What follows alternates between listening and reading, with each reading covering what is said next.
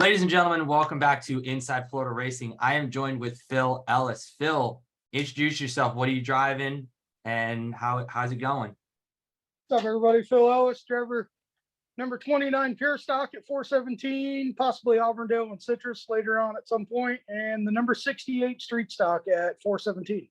Awesome. So, Phil, I'm going to jump right into it with you. So you're a family man. I love everything about you. I know a bunch of your family and all your friends and stuff like that.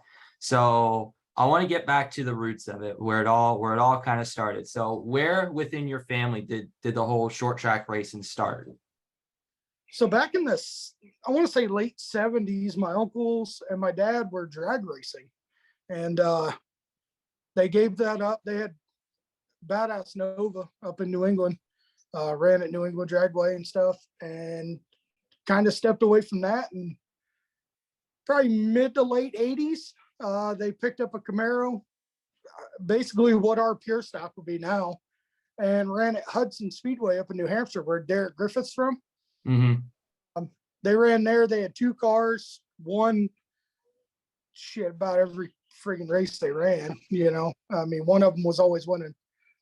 My uncle was the primary driver, but my dad and my other uncle got turns in the seat as well. I was in the grandstands in the pits, sitting on a rollback somewhere at the track, usually every Sunday when they raced, and just, it was in my blood. To this day, still, I sent my dad videos the other night from Hudson from the 80s. It's cool to watch. It's a interesting little track, and that's really where the passion started. Then from there, early 90s, 92, we moved here. I was at either Punta Gorda or DeSoto every single weekend with my dad and my uncles, watching racing, hanging out. And then high school, I had two of my best friends race down there, and they were actually the first people to bring me in the pits at a track to actually help them on a car when I was probably 16. Still to this day, those two are probably, besides my family, probably two of my biggest supporters in my racing. We always call and talk about what's going on, and they watch videos and follow on Race Monitor. And it's something we like to do. We're as you know, it's me, my cousin, my wife, my mom, my dad does what he can. We're just scraping by and having a ball doing it. We're 12 years into this run, and I think we've had a pretty good run. I think there's still more good runs to come, and a few checkered flags to come too. Yeah, absolutely. And I got the blessing or be lucky enough to race against you out there on the track when you just got back into the Pure Stock, because you went dirt for a little bit. So I do want to go into that decision a little bit. You were running Pure Stocks at 417 and then went dirt for about 8 or 9 months, if I remember correctly. It was a little over a year, I think. Okay.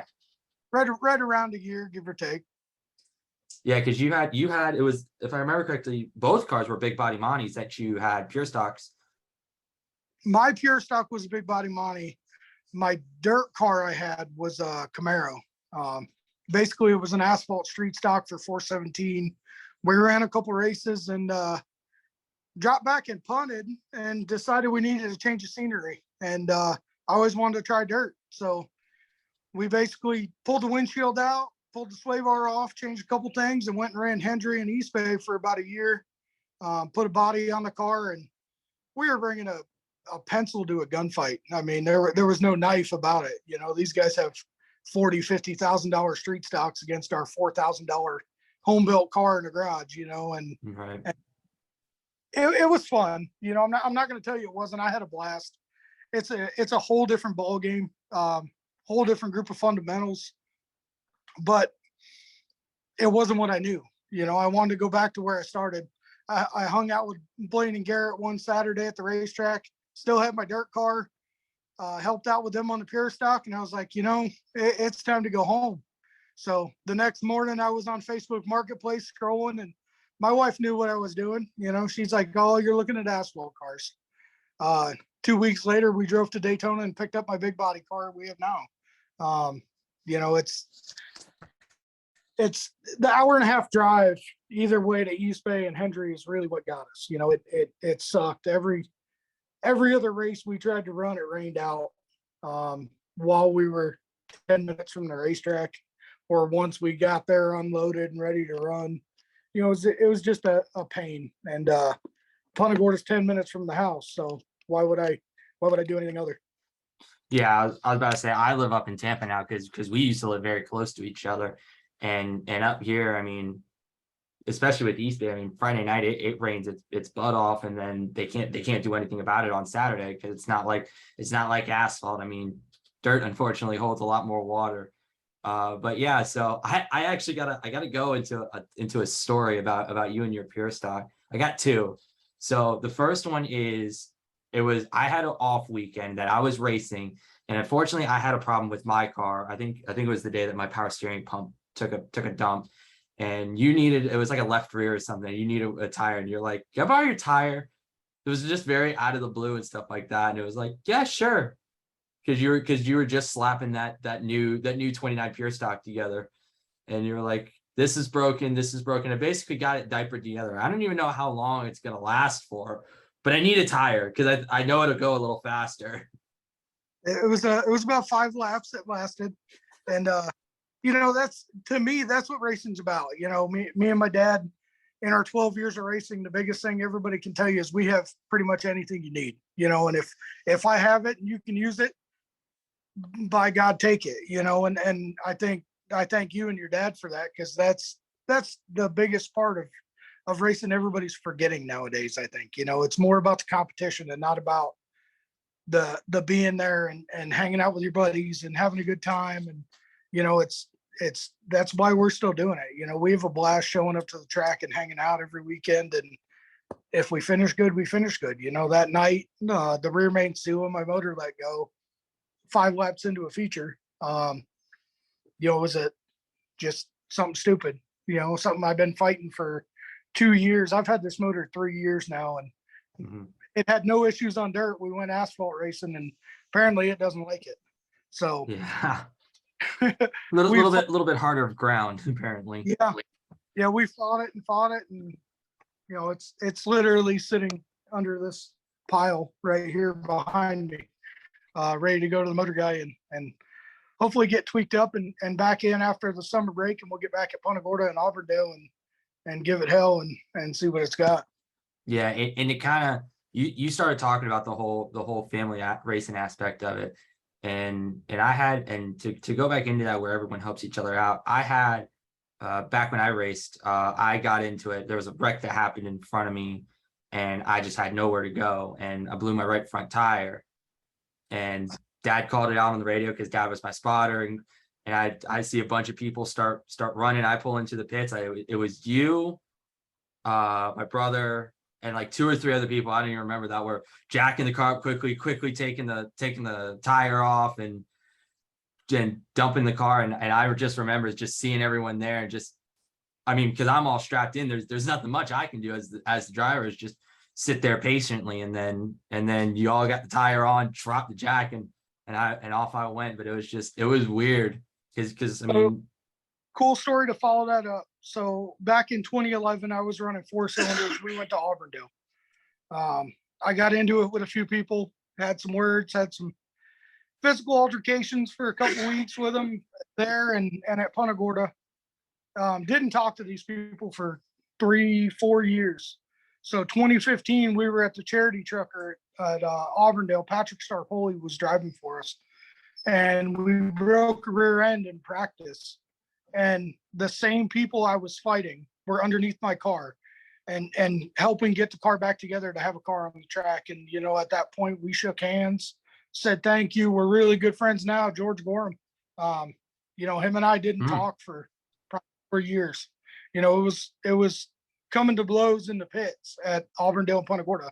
And now we're really good friends. And George is probably one of the people I respect the most in short track racing in Florida right now. Yeah, he is. That's another family man right there. He knows how to get it done. But yeah, I mean, and that's one cool thing that I've always liked about watching how your family raced, because it was the same way that our family was. We didn't have the the best equipment or stuff like that, that we were always a middle to backside of the pack car. But man, we just had fun doing it. And that's kind of what it's all about. So I'm We gonna keep. get by with what we got. You know, this street stock deal I got now, Gary McFall kind of this deal's kind of to shut up some haters, basically. You know, a lot of people were running their mouth about me when everybody found out I was driving this car. And you know, that first race out last month on 80 lap tires, I qualified third, 2/10 off, or 200ths off of second.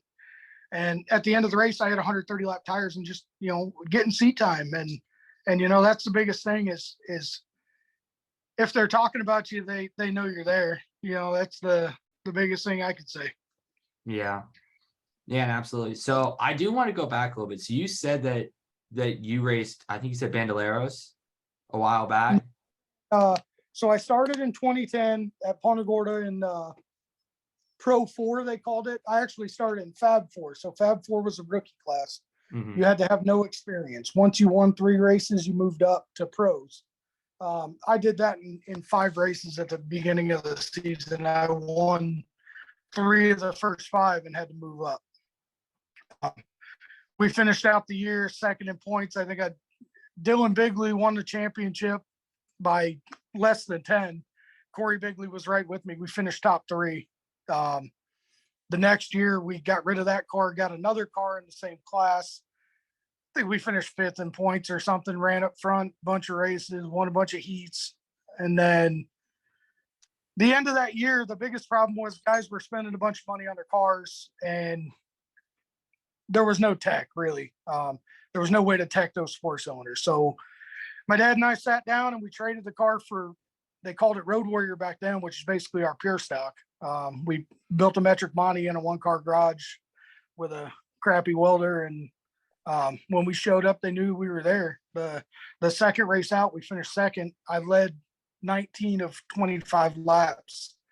And as we say in racing, I stepped on it and lost the lead with 5 to go on a restart and finished second. We've all done went it. to Showtime. Oh yeah, we've all been there. Like 2 or 3 weeks later, Showtime opened up. We went and ran their grand opening. We took like 8 cars from Punta Gorda. There was 45 pure stocks there. We ended up finishing third in that. And then so that was on a Wednesday. On Saturday night, we won at Punta Gorda. I led flag to flag, 25 laps. That was probably the biggest achievement I have so far.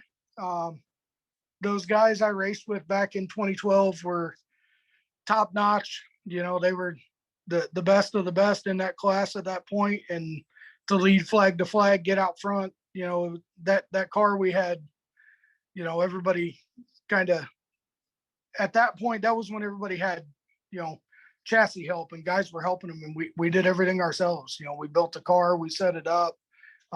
Gary McFall actually helped us go through it, scale it, get everything where it needed to be. And that thing was a rocket ship right off the trailer. Yeah. Yeah. And I mean, that's kind of what it is. Again, you're talking about guys that, I mean, weren't a part of your family and stuff like that, but they're like, all right, you want to get into it? Let's get into it. And that's, I mean, that's all what it's about. So I do want to go back because I heard about something the other day and it's a big part of your life. So a long time back, I heard you got into a pretty bad accident. You weren't even driving this weekend, that you were helping out, and it was pretty severe in your life. I want to hear more about that, because I think that's also another pretty big feat for you. So 7 years ago in February, it'll be 8 years this coming February. Legend and Bandolero Winter Nationals was at Orlando Speed World, and I got hired to be a flagman. So I was the back gate flag guy. And at Orlando, the Bandoleros run the apron, basically the flat track. Mm-hmm. I went up onto the banking, well, kind of went left back down and hooked the car in the right rear and sent him out the pit gate. And I had nowhere to go. Shattered my right ankle and broke my left femur.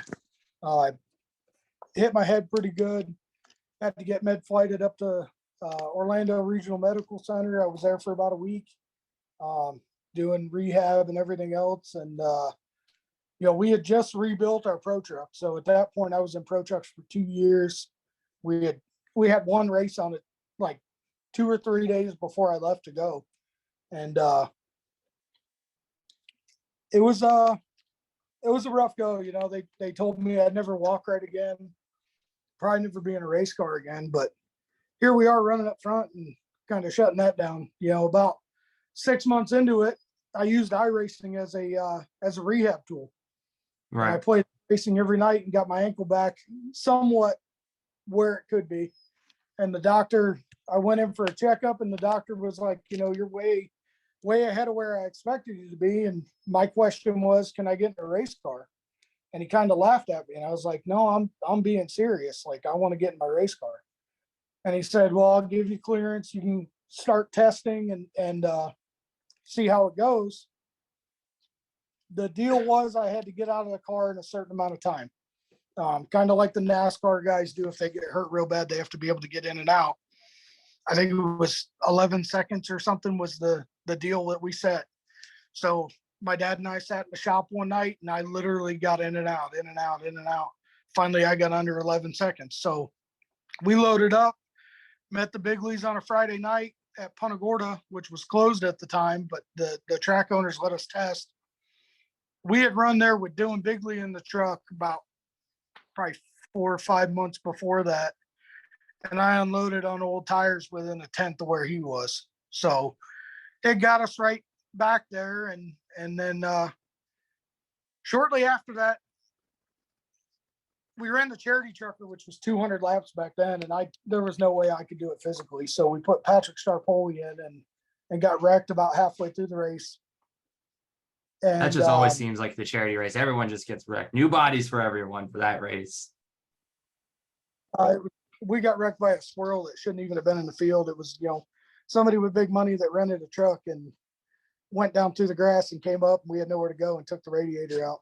But we got our, like the next week, we got a Sportsman and found out that after we got it home, it was junk. And the only thing good on it basically was the motor. And we dropped back and punted again. And my best friend from high school, actually, Mikey Montano, he was living down here at the time. He's up in New York now, but he had a bomber that they were in the middle of building and he just gave up. And we went and picked it up. And if you saw this thing when we picked it up, you would laugh.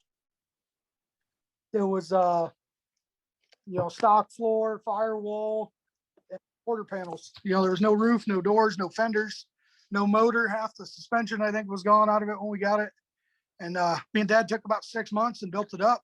And same thing as before. I mean, we unloaded right off the trailer. And the first race, I think I started 22nd, drove up into the top 5 and got a flat with like 5 to go. And we ran the whole 6-pack series in 2018 with that car at Punta Gorda. Finished second in the 6-pack and second in the regular season points. And 6-pack, I probably would have had the championship, but I did something stupid under caution and got disqualified, and it cost me the championship. Sounds like a Phil thing to do. So, well, you know, you can only take so much stuff when somebody's, you know, hitting you under caution, and finally you get pissed off and wreck them. So, Yeah, I've definitely had my moment too. but you know, after that, I got rid of that car. We built our street stock. Took about a year on that. I drove for a couple people. My buddy Rob Conant had a bomber. I drove Jordan Dahl's car a couple times. Pretty much every time we were right in the hunt, stupid stuff happened when I drove for Rob a bunch. You know, we had a pulley fall off and car overheated and just, you know, dumb stuff. And then we went dirt racing for that year. And, you know, it was, like I said, it was a blast. It just, you know, I can say I did it. That's about the only reason I did it. You know, I can say I was there. I did it. I tried it. It's not for me. You know, I think I proved with this street stock last time we rolled out, I can get in something and put it up front. And I think asphalt's more my style. Yeah. Asphalt compared to dirt, that's a little bit of a change. At least asphalt, you're just turning left. Dirt, you got to turn right. And that's where it gets weird.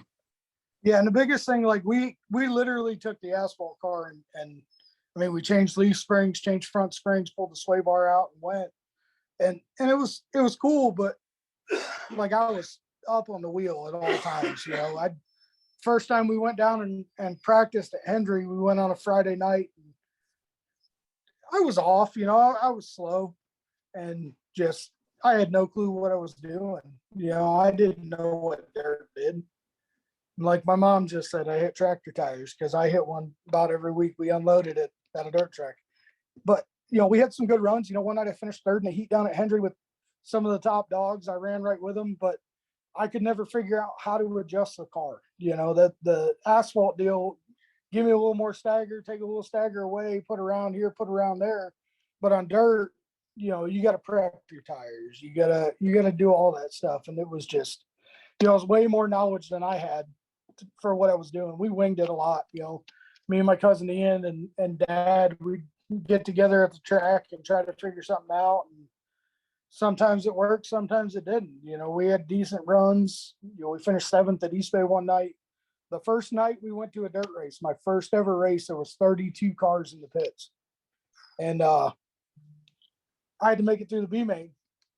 And I had a spot locked up and had a water pump failure. And it cost me a shot at running the feature. But, it was a blast. I'm not going to talk bad about dirt because I have a lot of friends that run dirt. And, it's awesome. I had a dirt car lined up. We were going to upgrade and buy a true street stock dirt chassis. And the deal fell through and I bought my pure stock. If that hadn't happened, I'd probably still be on dirt right now. But, asphalt's where I belong.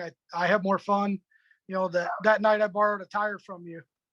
Most guys have issues with a car. They're going to get out pissed off. I got out laughing. It was probably the most fun I had in 25 laps in forever. We lost exhaust in the heat race. Just stupid stuff happened that happens in racing. And, we fought through it and made the feature and fell out early. And then the last race with the pure stock, we rolled out. Friday night, we unloaded off the trailer. We were right there. We had the wrong tires on. We had the slicks like the street stocks run, just trying to figure out if everything was going to work. The motor broke Friday night. Me and Ian worked till about 11 o'clock at night, got everything back together.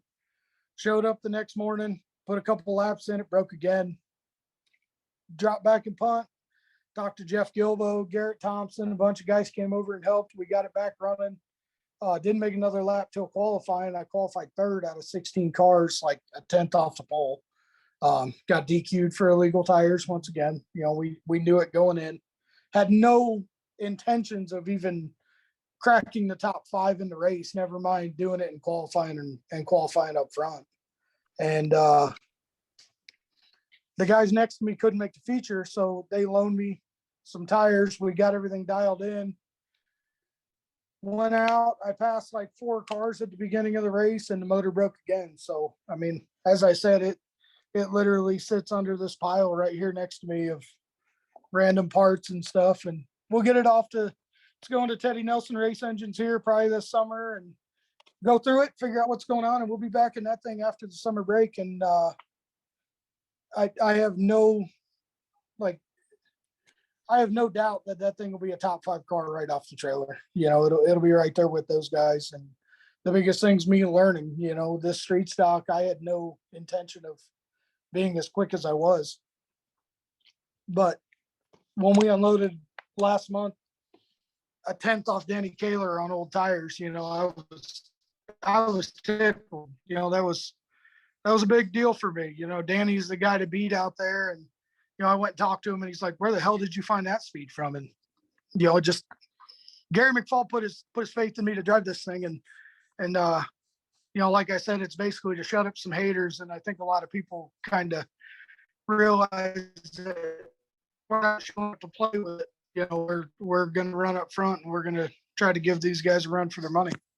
Yeah, I got to go back on a few things you commented about. So the weekend that you were talking about where you just had everything going on, we were in the same heat race that you had the exhaust fall off. Mm-hmm. And I remember a caution came out for that.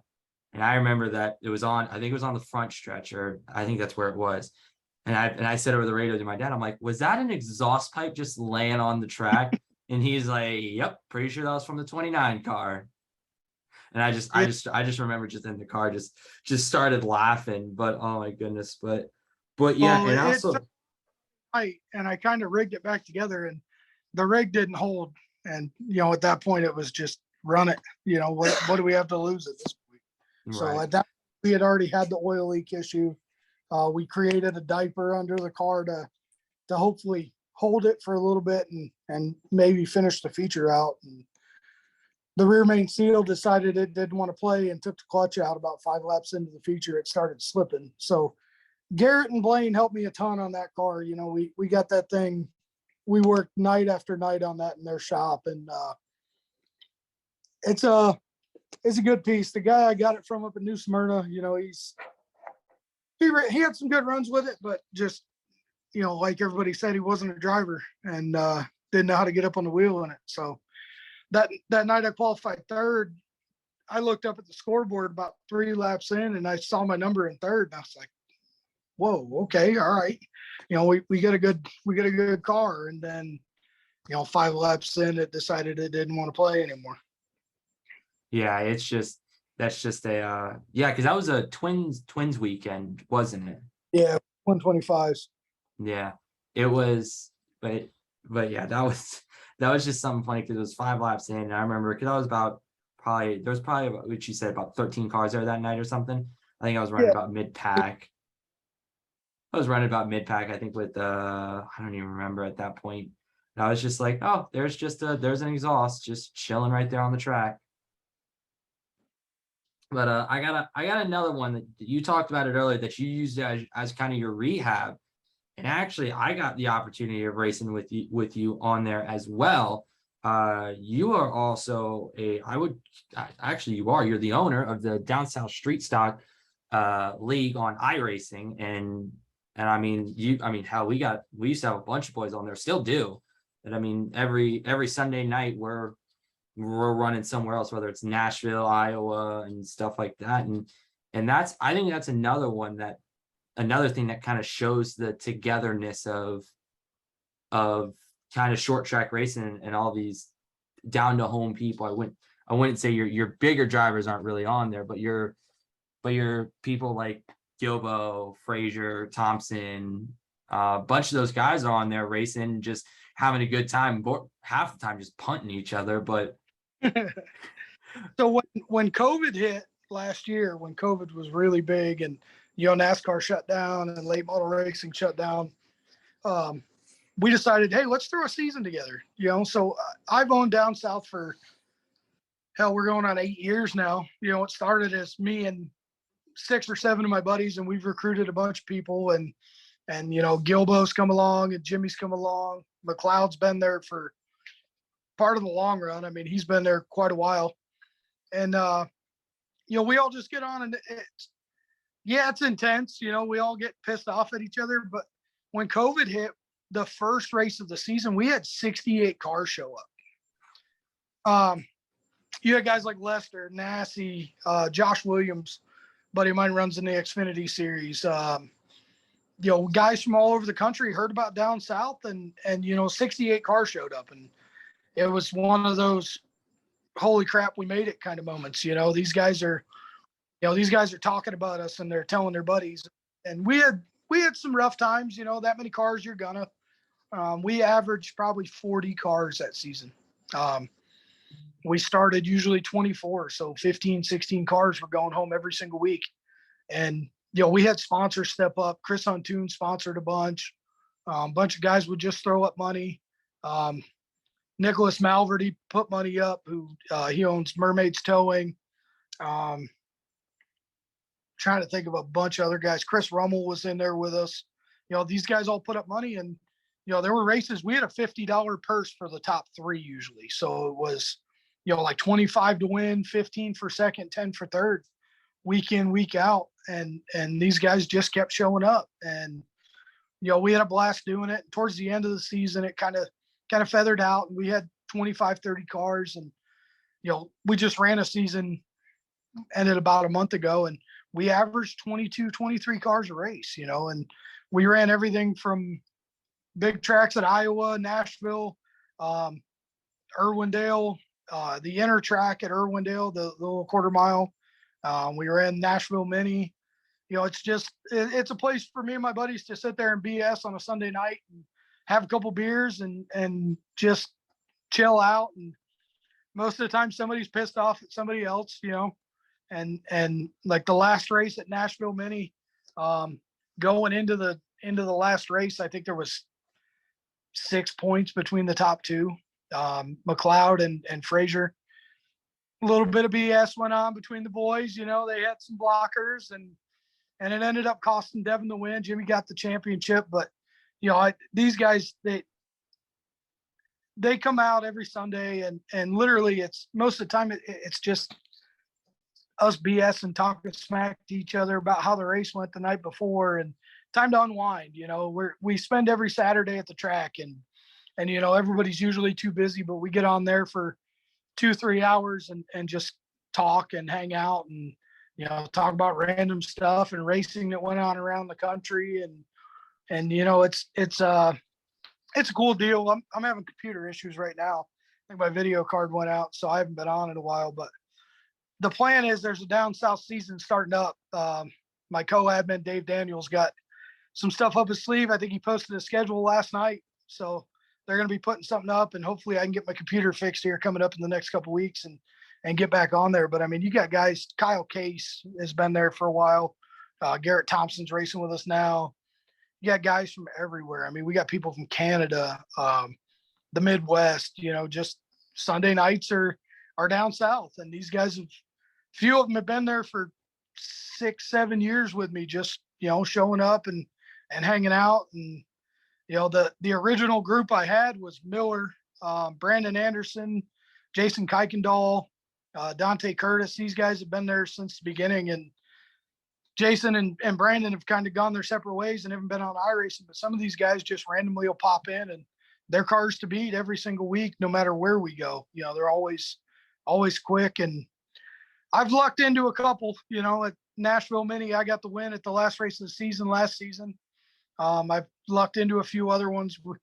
We did some cool stuff a couple years back. We did a fuel mileage deal with the street stocks. We ran tracks like Martinsville, and you had to pit for fuel no matter what you did, and made the racing interesting. It broke the field up. Guys were saving through the whole race, and it takes the stress away. It's just a little bit of downtime to sit there and BS with your buddies.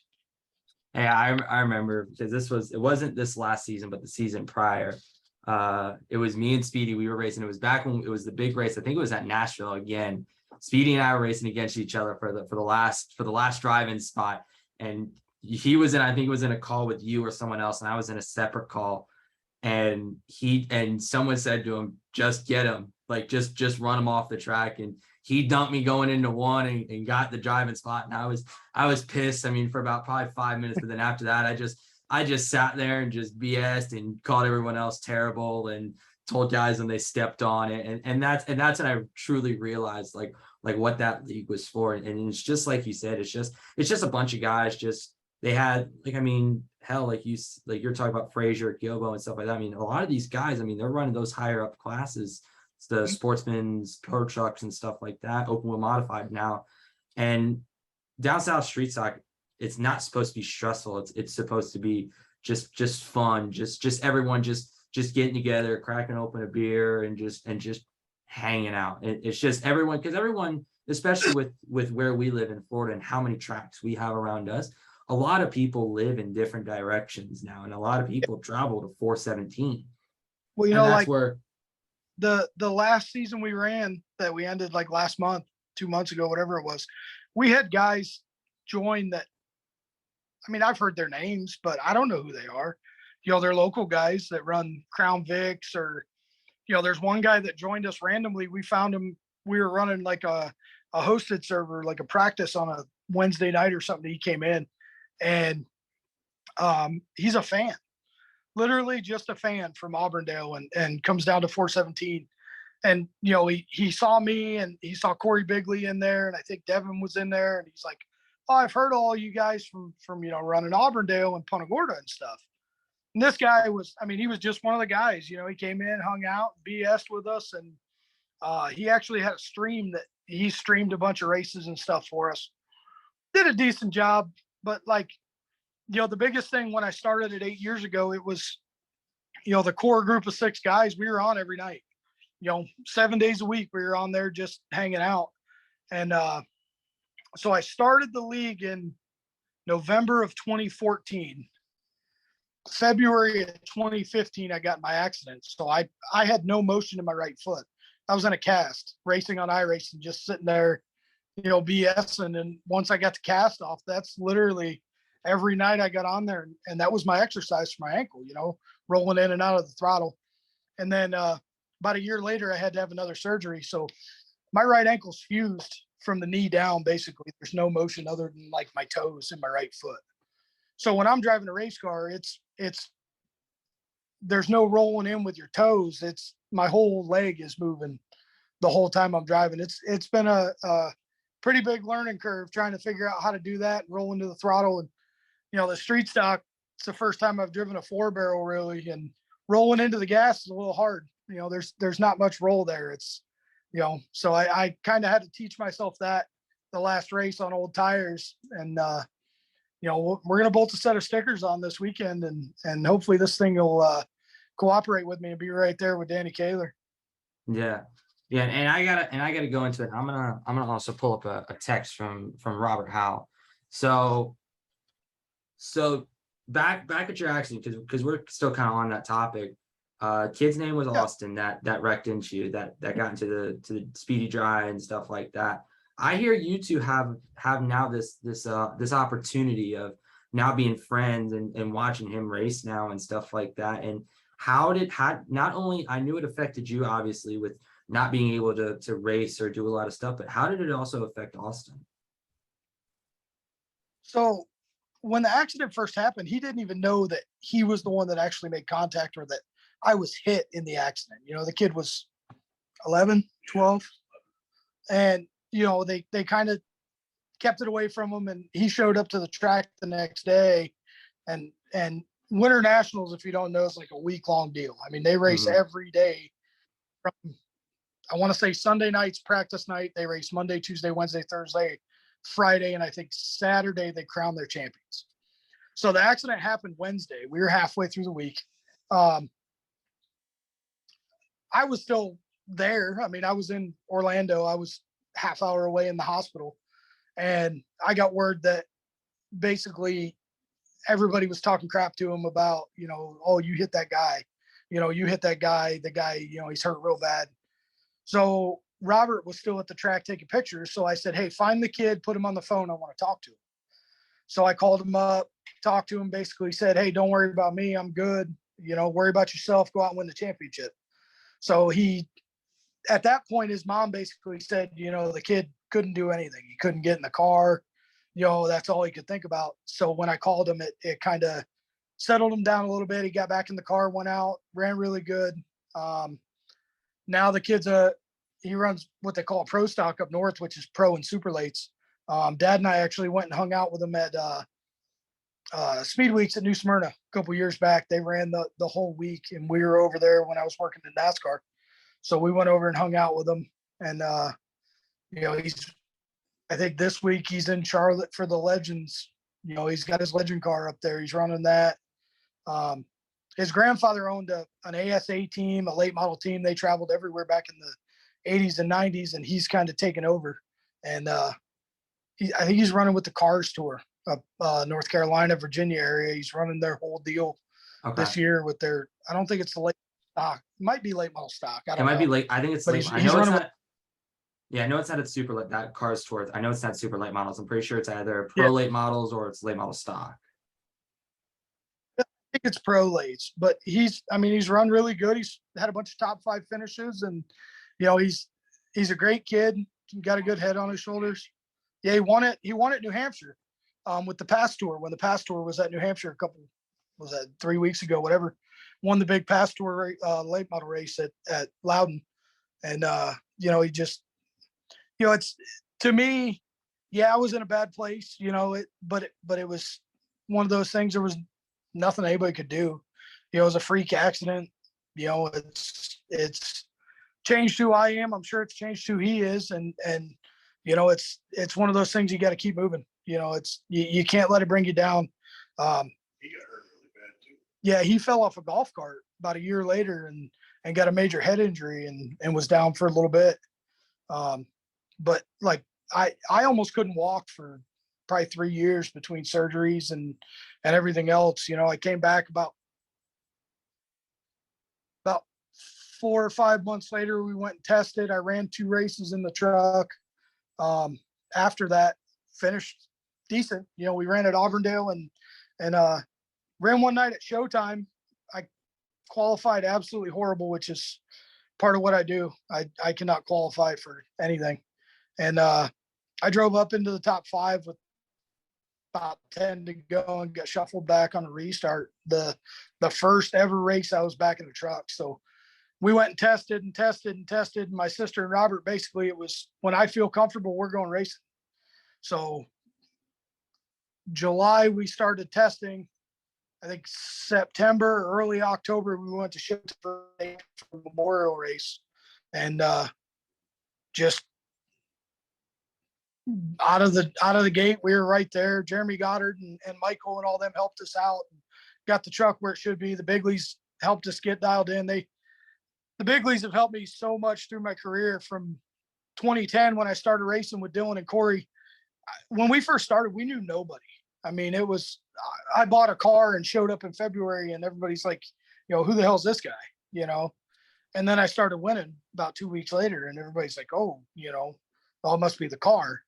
Well, when I had to move up a class, the first people we met was actually the Bigleys. And, you know, they took us in and helped us get in the right direction, get everything quicker. And when I tell you that Billy and the boys have had a hand in every single car I've driven, I'm not lying to you. You know, they've helped us out, whether it's this street stock a couple weeks ago. You know, I had some issues with a couple things that it was me, you know, it was all in my head trying to basically learn how to drive this thing. And I went to Billy and Billy said, here's what you got to do.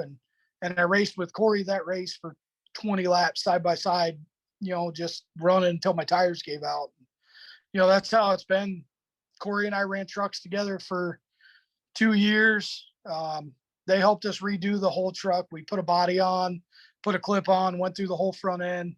About a week before my accident, we ran it to DeSoto, unloaded and qualified 6 out of 25 trucks and ran top 3 all night. And another one of those, I stepped on it moments. I put myself in the wall with like 3 to go and finished 7th or 8th or something. But, you know, they've helped us out.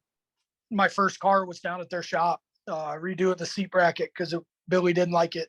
It was unsafe and needed some adjustment, and went through the setup. And, you know, we've had good times and bad times. You know, I wrecked Dylan at Punta Gorda in 4 cylinders one night really bad.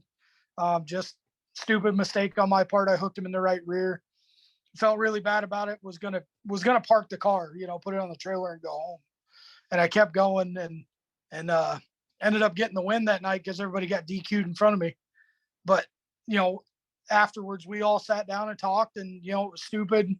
You know, I made a stupid mistake. I got sideways and in a 4-cylinder, I kept my foot in it and it took off. And, you know, just dumb stuff. You know, we used to go on Sundays when I had my Road Warrior, and Billy would get in the car and test it and tell me, hey, here's what you got to do.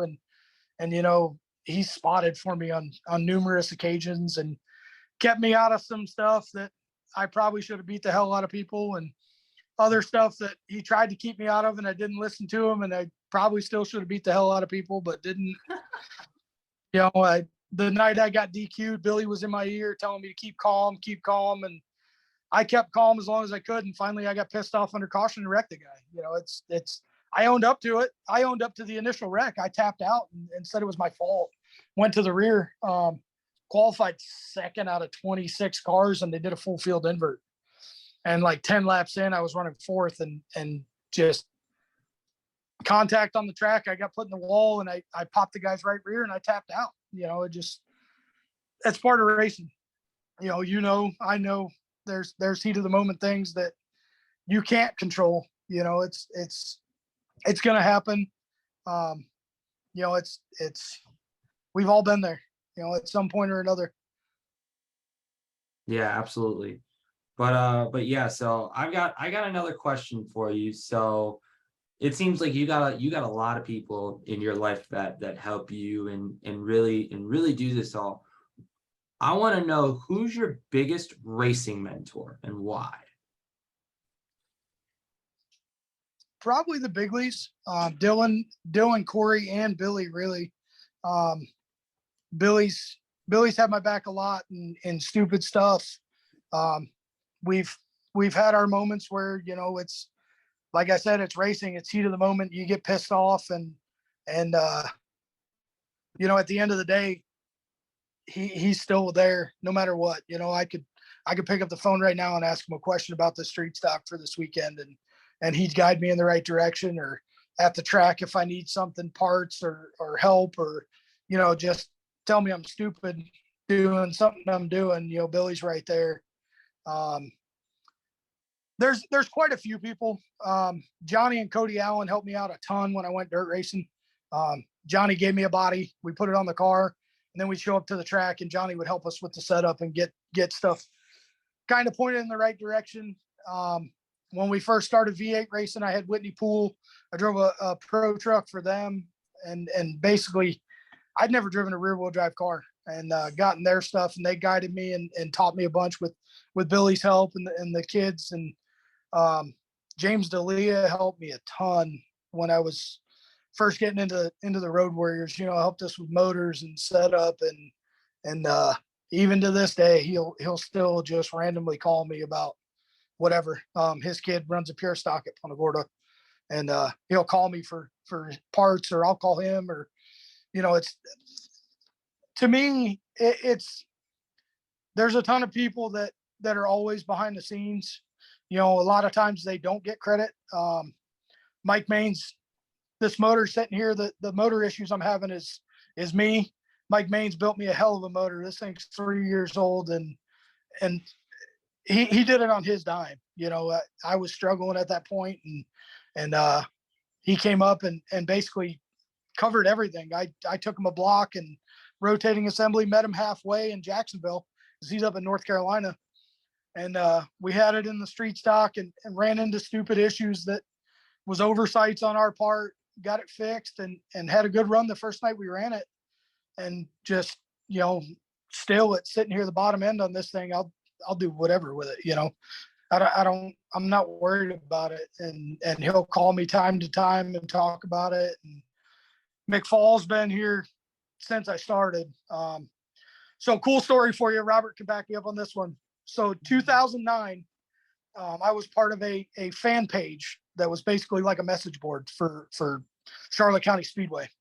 They were looking for help for a video guy. There used to be a guy who used to video everything at the racetrack. They wanted a second camera. So my wife and I stepped up, went and did it. That's how I met all these guys. I did that for about probably 3-4 months, and we bought our car. Few guys knew we were doing it, but not many really thought we were going to. And you know, Jeremy and Jason Perkins, I hung out with them. Delia, there's so many people. Cam Badali and Rob Conant, when I first started racing, we had 3 cars that Saturdays, if we weren't racing, you could find them parked in my driveway. You know, all 3 cars just doing work. And Rob, to this day, you know, I drove for him 2 years ago. He bought a bomber and just had no time, and I drove for him. And you know, I went out with him and his wife a couple weeks ago, and him and I BS'd about racing all night. And, you know, it's you come into racing not knowing anybody and leave with a family, you know? Yeah, that's absolutely what's happened to me too. I mean, hell, I only raced for 1 season until my family realized, like, this isn't the best decision for us, but we're not done racing at all. Like, we will be back. Like, we've all already said that. But I mean, I've met great people like you guys, Gilbo's, Bigley's.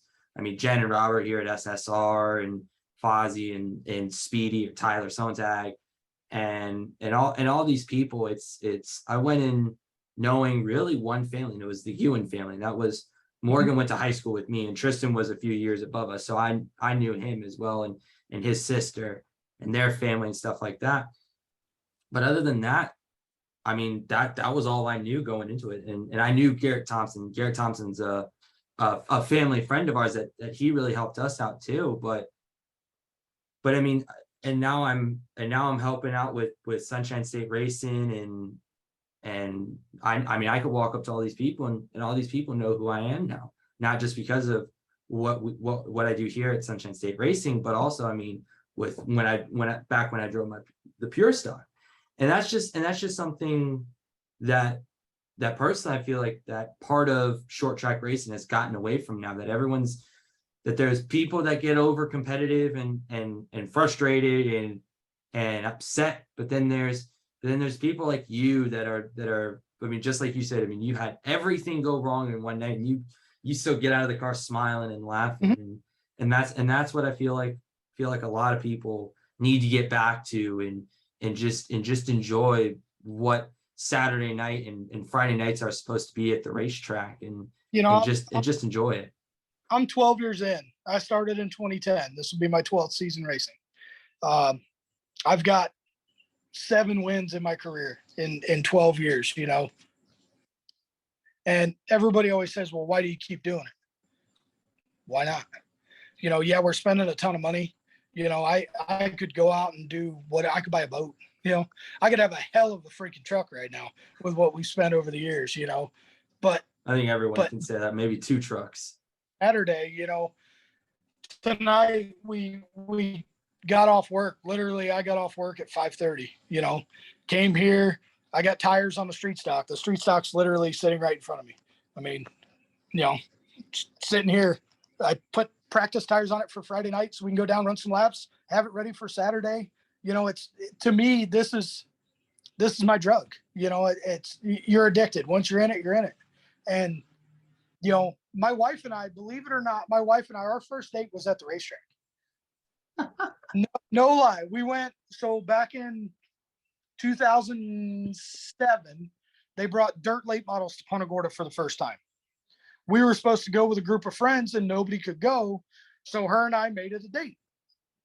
Here we are 12 years later, you know, she's my biggest supporter, the person that's behind me, whether I'm doing stupid shit, whether I'm, you know, having a bad night, having a good night. You know, everybody kind of realizes, you know, that the last night we ran the Pure Stock, you know, I went from the lowest of lows on Friday night, basically blowing a motor up almost, putting it back together with, you know, me and my cousin Ian, we bust our ass on whatever. You know, this street stock's been here. We've worked on it all week, basically going through everything, making sure everything's right.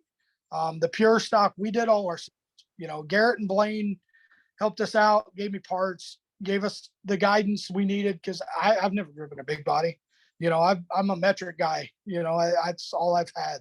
So, you know, getting where we're at now, it's me and Ian. My dad's here for guidance. My mom's out here getting her hands dirty. My wife's out here. You know, it's literally that's all I got. You know, I got my kid's 12 and he's addicted just like us. You know, he's ready, but I'm not ready to give up racing for him to go yet. You know, Not yet, son.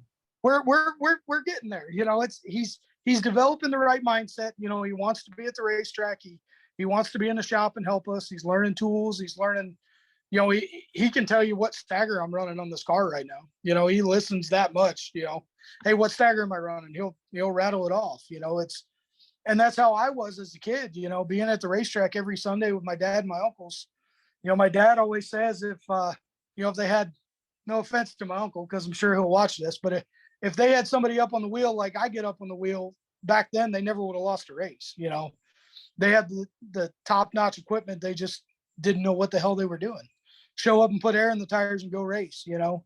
And that's how we were when we first started, you know, and then we started developing stuff and making chassis changes and trying different stuff. And if I told you on the street stock that I haven't changed anything, I haven't. I mean, when Gary bought this car from Huntoon, we got it as it rolled off when he won the championship. I pulled one chunk of lead off. I haven't touched a jacket bolt. I haven't touched anything. You know, the car's exactly how it sits. I put a set of tires on that had 60 laps on them when we rolled into Punta Gorda for the last race. By the end, we had 130, 140 laps on it. And, you know, I had a blast. My cousin Ian came here a couple years ago and knew nothing about racing. You know, now he's addicted like I am. You know, we have an enduro car. So we're going to race this weekend, and next week we got an enduro car. We're going to be at the enduro in Punta Gorda. So we're going to run that. So, we're our win's great. Yeah. But I've been doing it long enough that, to me, going and hanging out with my buddies and having a good time. Yeah. I'm going to get pissed off when stuff doesn't go my way. Cause we all have a lot of money tied up. No matter what we do, there's money tied up in something. You're going to get pissed off about something that doesn't go your way. But at the end of the day, I've done it long enough that at this point I'm there to hang out. I'm just having a blast with my buddies. Yeah. So I got one more question to ask you, because we're kind of coming to the end of the questions I got. So you got this new ride that you were just talking about, the street stock you're working with. Kind of tell me how you got that ride, and what's going on with that, and plans for your future and stuff like that for you. So my buddy Gary McFall, Gary was one of the first people I met back in 2010 when I started racing. Him and I have kept in contact. We've been great friends. He's helped us out with setups and just BSing and getting stuff the right direction. And he bought a Sportsman, and he's been running that, and he wanted a spotter. So I committed to basically spotting whenever I can. Any race he runs, I'm at the track spotting for him. So he acquired this car, and he's got way too many as it is. So we were going up to Auburndale for a wheelman race, and he said, "Hey, bring your trailer and take this thing home and drive it."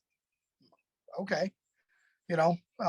He has no idea anything about it other than it's a badass car. It won the championship with Huntoon 2 years ago, and it's sad. So we got it, changed the oil, went through everything. And once he kind of told everybody I was driving it, that was, like I said before, all the haters came out of the woodwork talking smack about, why am I in it? And, I don't deserve it. But, at the end of the day, I'm here. Gary gave me the chance to do it and go out and shut everybody up. And that first race out, I think we did a decent job. There's more to prove. And it's at the end of the day, if we can go out and have a good run and run with these guys, that's all I care about. Bringing the trophy home. Hell yeah, that's awesome. But, I'm having a blast driving this thing. It drives like nothing I've ever driven. It's the best thing I've ever driven. I mean, me and Billy talked about it that one day. I got out of the car and I walked down, and he said, "What do you think?" And I said, "I've never had anything that turns that good. It drives itself. But you basically just got to get up on the wheel and keep it under you and drive it." So, it's proving haters wrong. Do I really care? No, not really. I mean, yeah, it's going to be great to shut them up, but at the same time, like, I get to do what I love, and I get the chance to drive something. I had one at one point, and it didn't go my way, and now I got probably one of the best cars in the state to go out and drive. And car count's a little low at 417. I've heard a bunch of guys showing up this weekend with street stocks. We'll see. But I'm just having a blast, man. I just appreciate Gary even thinking about me doing it. It moved me from, a peg here to, up here, knowing that somebody has the faith in me to drive their car with, it's expensive. I don't trust anybody to drive my race car. I let my wife drive it a couple of times. My dad's driven my cars. The big league kids have driven it. There's not many people I trust with my race car, and for Gary to give me that opportunity is it's phenomenal.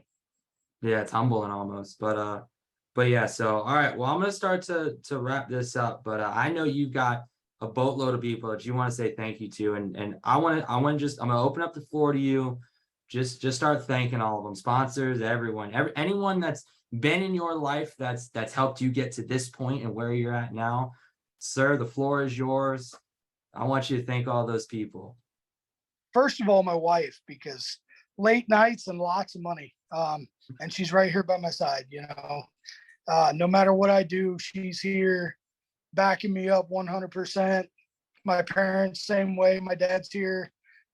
He's down for the count right now. Can't do as much as he wants to, but his knowledge is huge. And, we've built some badass shit over the years, and got a lot of people talking. So, my cousin Ian, Ian's here busting ass with me, whether we want to or not. The last race, we gave up on Friday night. Friday night at 10:30, this car was on the scales. I gave up. I went home, had a couple beers, and went to bed, not expecting to race. Saturday morning, I called him at 7:30 and said, "Get up, I'm on my way." And he's there no matter what. We've taught him a lot, and he's my spotter now, which he did a hell of a job the last race, first ever time. So, now we're going to get him in a car, and our goal is to get a Crown Vic for him. We want to get there and get him actually in a competitive car. Robert and Stephanie have helped me huge. They owned my pro truck for 3 years. We put a lot of money into that thing, a lot of time, a lot of effort. Had some good runs, had some bad runs, but they kept in it and stuck with me no matter what I wanted to do. Even today, they help me out with whatever I need. So thank them. Josh Warniak and his dad, Greg, they've been behind me. I met him 11 years ago drinking at the racetrack on a I think it was a Saturday night. We all partied way too much. And Josh's family now, he's married to my cousin, and I could pick up the phone and talk to him about whatever. The big leagues, of course, Kim, Billy, Dylan, Corey, Johnny, all those guys have helped us out with every car we've got. We've used their shop. They've hauled my cars to the track. They've gotten in them and told me what we're doing wrong. And still to this day, it's the same way. McFall, of course, he's got my back 100% no matter what I do. There's a lot of smack talk between him and I on the phone right now. And, rightfully so. The guy owns the car, and basically he said, if I don't find my balls this weekend, he's kicking me out of the car. So I can get him back from my wife, Yeah, time to go in the wife's purse. Yeah, exactly. Other than that, there's so many people, James D'Elia, like I said, the Allens, Blaine and Garrett in the last year have stepped up and helped me a ton. Logan Landry, Steve Babcock crewed for me for a couple years. Dalton Nelson helps me out. Teddy Nelson Race Engines. If you guys need anything locally, call Teddy. Teddy will get you hooked up. His stuff is badass. I can tell you that. Chris Bridges helped me out for a couple years. He was my spotter in the trucks and was basically there when I needed him. Mike Maines with my motor. He's top-notch dude up in North Carolina. Stand-up guy. He's helped me a ton with phone calls and everything else. There's been a ton of people who have let me drive cars over the years, whether it's just jump in and have fun on a night or whatever, James Wright with his Thunder trucks, Rob Conant, Ken Badali. I ran a Legend car a couple of years ago. That was interesting. I'll never do that again, but we did it, there's so many people. Jason Kuykendall from Ignite Graphics here in Port Charlotte. You guys need anything, call Jason, tell him I sent you there. That guy is, he did these. I sent him a picture of these numbers and he basically copied it and made them. He did my wrap on my street stock. He did my pure stock. He's done pretty much everything for me for probably the last 6 years, and kick-ass guy, man. He'll take care of everything you got. I got a new sponsor coming on for the second half of the year. Florida's coolest AC out of Port Charlotte. They're going to step up and help us out. A friend of mine from high school owns it. Awesome guy. You guys need any AC work, call Robert, tell him we sent you. Other than that, man, anybody that helps, seriously, you guys, anybody that picks up a wrench at the racetrack, it's huge at the track. As a driver, your mind is set on one thing. When I get to the track, my cousin Ian, my wife, I show up to the track Saturday. It's going to be my wife, Ian, and my son.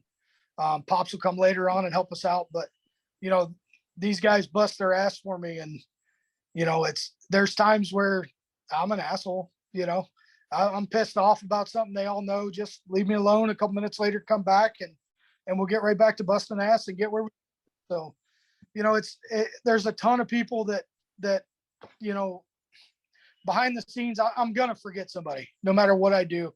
But, there's, like I said before, there's a family. We came into buying this crappy little 4-cylinder we bought 12 years ago to where we are now. If you asked me sitting here with the street stock in front of me, if you thought I'd be here, no, not at all. that I think I'd run pro trucks 3 years. And, 1 year we ran the traveling series. We were 5th in points and got the truck wrecked and had some family health issues and stuff that we took some time off and still finished top 10 in points. Just there's so many people that have helped me out through my career that I can't thank enough, that still are here with me now. And to this day, if I call them, they're right there. Gilbo and them helped me out a ton. Jeff builds my trannies. Anybody needing racing trannies, call Jeff Gilbo. He'll hook you up. Whether it's an automatic or a manual, Jeff's the guy to call for sure. And then just, my wife's cousin Billy has come on, and he's one of my crew guys at the track now that he'll show up and help out, and he's learning. Just a race fan, didn't know anything about the ins and outs of the car until that December when he came and showed up and helped me at Punta Gorda the first night out with my pure stock, and he's slowly learning and he's right there helping me. And, my buddies up north, Brandon and Mikey, I've known these guys since middle school. Mike races up at Wall Township, Wall Stadium in New Jersey, wearing his championship shirt right now. Actually, these guys, whether it's talking smack on the phone every day or talking about how racing went, those guys are behind me, whether I do something dumb and then they'll tell me I do something dumb. Just literally everybody that just supports me in what I do. I couldn't be here without them. Yeah, absolutely, man. And it seems like everyone that kind of is in this kind of family racing aspect like you got. I mean, they've just got thousands of people, it seems like they can thank. And I mean, I'm sure every person that you said, they've got a story too that can go along with their name as well. And one of my biggest supporters, actually, he's no longer with us, my buddy Tommy Steyer. You never got the chance to meet Tommy, but Tommy was a hell of a dude, and when I built my street stock, him and I were on the phone probably 2 times a week, just going through stuff. And he spotted for me a bunch, and he was with me one night spotting, and I pissed off a guy that used to run at Hialeah, Mike Shelton. And Tommy's like, listen, I don't know you. I don't know nothing. I'm not getting involved with this. You're on your own. But, Tommy was top notch, man. He was the go-to guy, whether it was BS and talking smack, just he was there, and it's a big hurt, not having him here now. But I got a group chat that is all racing people. So it's my sister, my cousin Ian, Josh Warniak, and my cousin Ebony, Jen, Dalton Nelson, Goddard, Cody Martell. These guys, we talk a bunch of shit, but at the end of the day, we're all there for each other, and we all laugh and BS, and it's basically just a group of friends that all got together, and that's how we vent and talk. Half the time, it's not even about racing, but I got to thank those guys for being behind me 100%, no matter what I do. Sunshine State, you guys are friggin' phenomenal, man. I appreciate everything you guys do. So little backstory for you if you didn't know. So I had a podcast.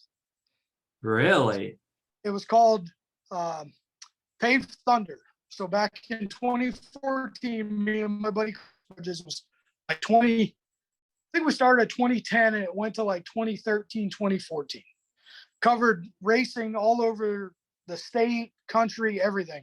We had big name guests on there, NASCAR guys. Chastain's been on there. So I get what you guys are doing, and I appreciate it 100%. You guys take the time out of what you can do, what you're doing, being at the racetrack instead of enjoying racing. You guys are working your asses off. So truly appreciate what you guys do week in and week out, and keep up the good work. Yeah, and absolutely, and we appreciate that, and that's exactly what we're trying to get done here at SSR is bring the content that the people want and the people almost what the people need. But yeah, and just like you said, man, it's just I'm glad I got to talk to you because it's really cool to listen to. I mean, obviously, like last week I had the Biglies on. I don't know if you listened, but I had the Biglies on and talked to them about where they came from and with their grandpa racing and stuff like that and traveling the country and stuff like that. And then I basically do a full 180 and I'm talking to a guy that's just like you were saying. He's like, I've got this car. It might not be the best, but hey, we're having fun out here. And that's what racing, short track racing is to me. Is I might not have the best equipment. I might not be even the best driver, but you know what? I'm gonna go out there. I'm gonna be young. I'm gonna get out of my car. I'm gonna have a smile on my face. There was a post somewhere I want to say it was like the last 2 days I was reading, and it was about the guys with all the money, you know, and the guys who have the money but buy rides and show up to do it. To me, like this right here, it's nice to earn it. You know, it's nice to show up and know people have faith in me to drive their equipment. You know, it's really humbling, like you said. You know, it makes me feel really good knowing that people have faith in me, and I don't plan on going anywhere anytime soon, man. I'm having too much fun. You know, I'm only 36 years old. There's at least another 9 or 10 in there, you know. Yeah, absolutely. Well, careful. You got that sun coming up. You never know. Easy. You know he's gonna be chomping at the bit here soon. Yeah, he's already trying. He's already Yeah. trying. Well, Phil, I know you got that street stock you got to work on, so I'm not going to hold you up for too much longer. I really do. I know this was last minute. I really do appreciate you for coming on here and talk with me for an hour, just over an hour, I think. But yeah, man, it's just cool, man, just to see where you came from. So Phil, I really do appreciate you for coming on. Get that street stock out there. I will probably be actually at 417 this weekend. So I hope to see that street stock out there and hopefully get that top spot on the podium. Awesome, man. Well, I appreciate you having me. Thanks for all you guys do, and we'll see you this weekend. Thanks, guys. Ladies and gentlemen, that has been Inside Florida Racing with Tate Cawthorne, presented by Sunshine State Racing. That was Phil Ellis. Phil, it was nice talking to you. See you guys.